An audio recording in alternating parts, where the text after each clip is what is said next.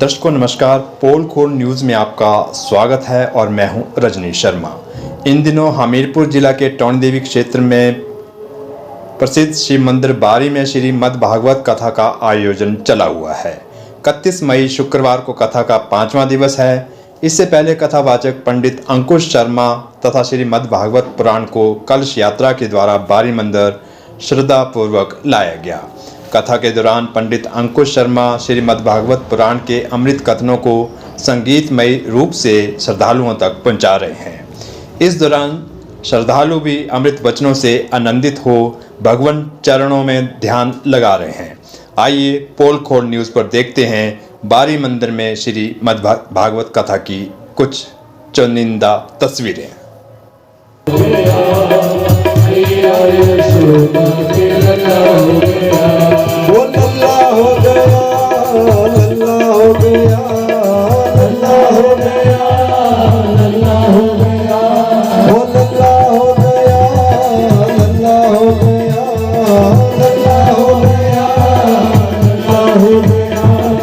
सारे जगत में हल्ला हो गया, हल्ला हो गया, मैया यशोदा के लल्ला हो गया।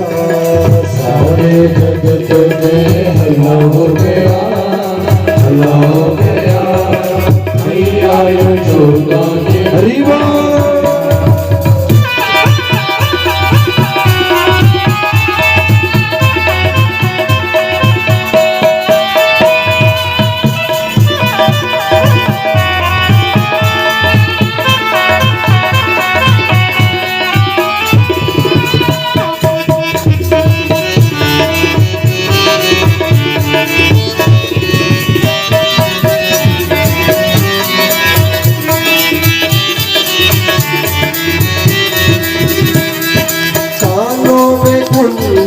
नैनों में सुरमा, हाथों में कुंडल, नैनों में सुरमा, कानों में कुंडल, नैनों में सुरमा, कानों में कुंडल, नैनों में सुरमा। सारा जमाना दीवाना हो गया, दीवाना हो गया, मैया यशोदा के लल्ला हो गया।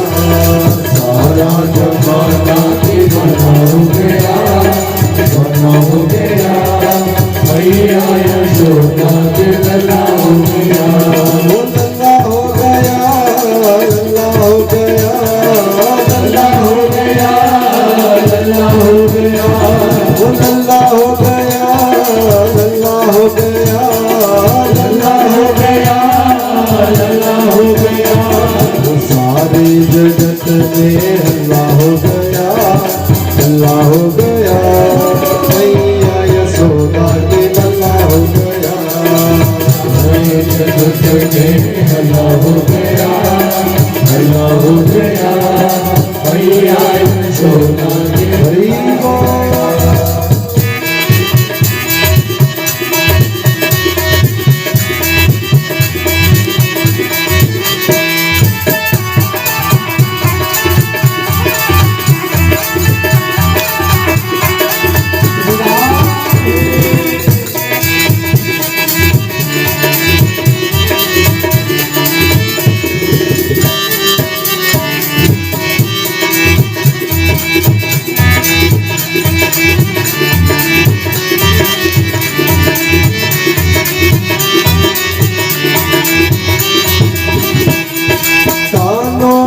कुंडल हाथों में कंगना, हाथों में कुंडल, हाथों में कंगना, कानों में कुंडल, हाथों में कंगना, कानों में कुंडल, हाथों में कंगना। सारा जमाना बेगाना हो गया, बेगाना हो गया, मैया यशोदा के लल्ला हो गया।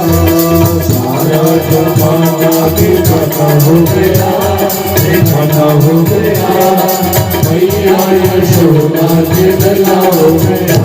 ओ मैया यशोदा के लल्ला हो गया, ओ मैया यशोदा के लल्ला हो गया, ओ मैया यशोदा के लल्ला हो गया, ओ मैया यशोदा के लल्ला हो गया, ओ मैया यशोदा के लल्ला हो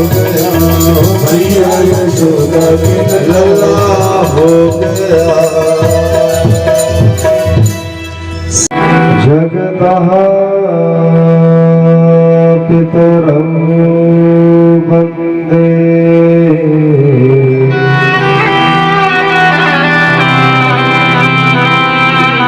पार्वती परमेश्वरौ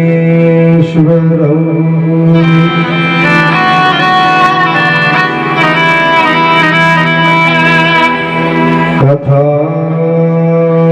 प्रारंभ होते हैं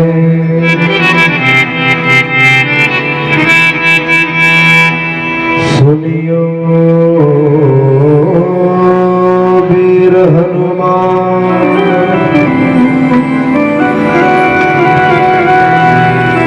राम लखन जानकी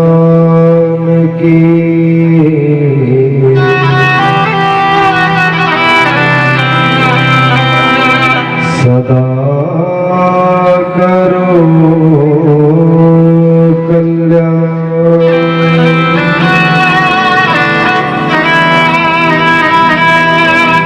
बोलिए गजानन भगवान की जय हो, लक्ष्मी नारायण भगवान की जय हो, शंकर भगवान की जय हो, उमापति महादेव की जय हो, गंगा मैया की जय हो, यमुना मैया की जय हो, सब तीर्थों की जय हो, संत समाज की जय हो, ब्राह्मण समाज की जय हो, आए हुए भक्तों की जय हो। बोलिए हनुमान जी महाराज की जय हो। जय जय श्री राधे, जय जय श्री राधे, जय जय श्री राधे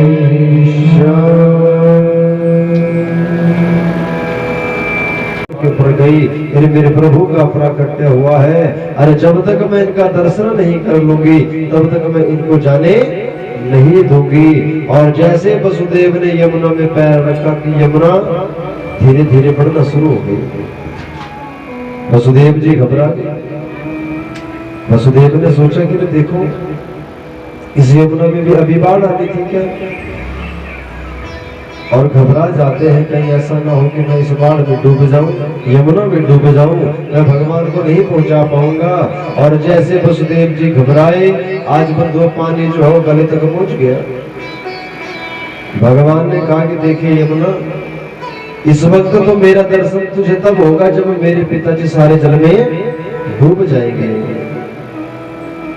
इसलिए यमुना इस वक्त तो ऐसा कर कि मेरे चरणों का ही स्पर्श करके अपना गुजारा कर ले, और बाकी बाद में जब मैं थोड़ा सा बड़ा हो जाऊंगा ना तो तेरे इसी यमुना के तट के ऊपर आकर मैं खेला करूंगा, जी भर के देख लेना।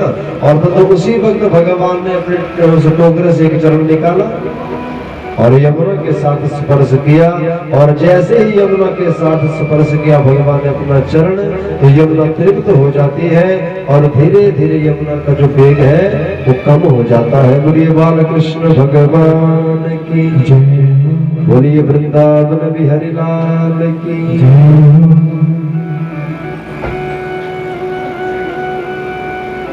समय व्यतीत हुआ और वसुदेव जी भगवान को लेकर के गोकुल में पहुंच गए।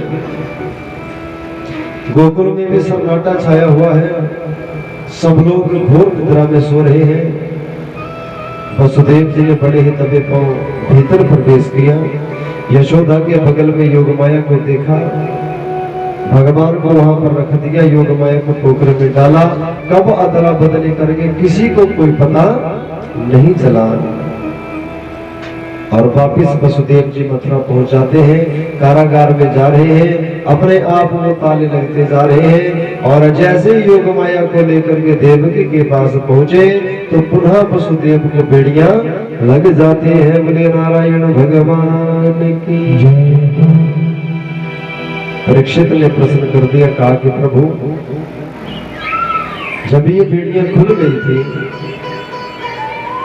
तो दोबारा ये बेड़ियां क्यों लगी?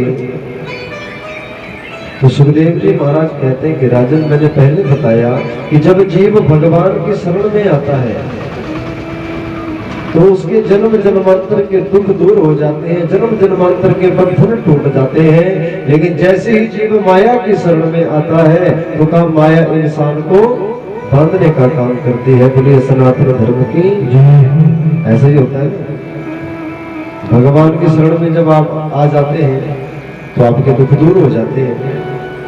लेकिन जैसे ही आप माया को लेकर के आते हैं, जैसे माया के लेकर के आते हैं तो माया क्या करती है, आपको बांधने का काम कर देती है। बोले नारायण भगवान की जय। जब कुछ नहीं था तो आप सुखी थे, जब सब कुछ हो गया तो क्या हुआ कि आपके विचार बदल गए, आपकी बुद्धि बदल गई। जब कुछ नहीं था तो आराम से रहते थे, जब थोड़ी सी माया आ गई तो हमारा विचार बदल गए और उस माया ने क्या किया कि आपको दौड़ाना शुरू कर दिया। बोलिए नारायण भगवान की जय। इसलिए बंधु ये माया जो है ये इंसान को जकड़ लेती है। इसलिए अगर हमें अपने जीवन के दुख दूर करने हैं तो भगवान की शरण में जाना चाहिए, और भगवान की शरण में जाने से ही हमारे जन्म जन्मांतर के दुख दूर हो जाते हैं। बोलिए नारायण भगवान की जय। समय व्यतीत हुआ, अब योग माया ने चिल्लाना शुरू कर दिया, और जैसे ही योग माया ने चिल्लाना शुरू किया तो जितने पहरेदार घोर निद्रा में सो रहे थे सबकी निद्रा टूट जाती है।